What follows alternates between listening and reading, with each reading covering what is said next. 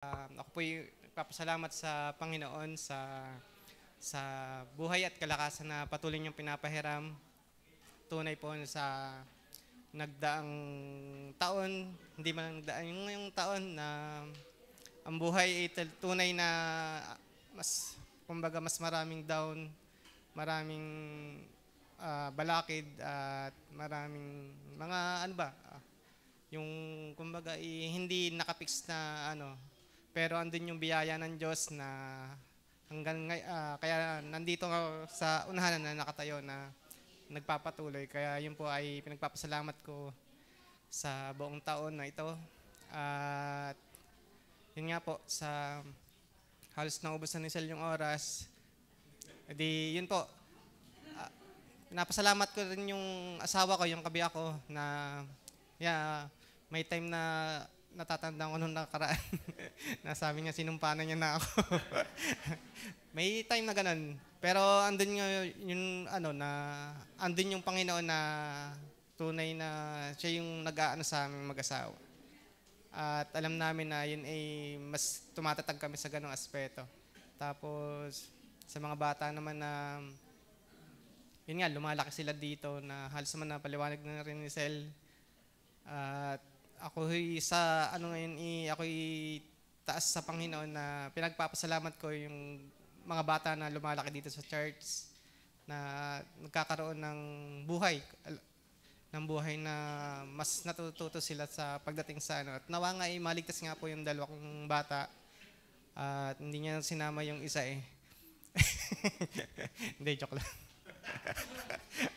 Yun po, pinagpapasalamat ko rin po yung trabaho ko, yung sa pag-iingat po sa araw-araw.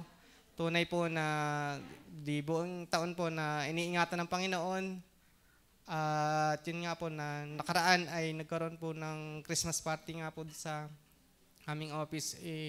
Ang lahat po ng empleyado ay sasayaw. Kailangan pong hindi naman ako sumayaw.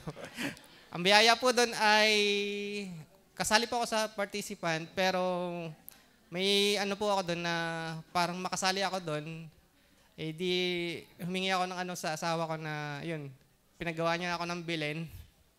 Parang pinaka-interest doon sa sayaw na Pero ang biyaya po doon, nakapag-share po tayo doon ng bali kami po ay nasa 30 plus na tao, nakapag-share po tayo doon ng Word of God.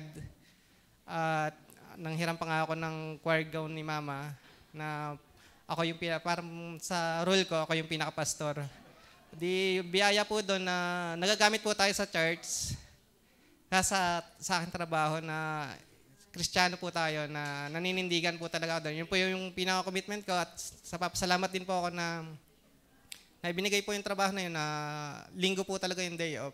Kasi pag sa ibang sa ibang araw ay talagang pag naapektuhan ay talagang mahina na nga, di lalong pahina ng pahina.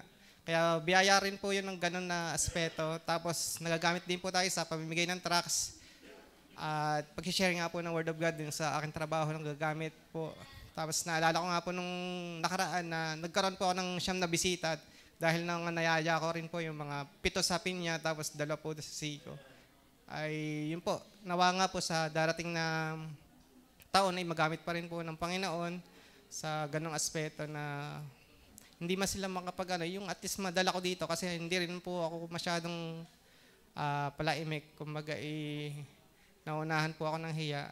At yun po, nawa ay sa darating nga pong taon, sa kabilang taon ay nawa ay makapagpatuloy pa rin sa biyaya niya.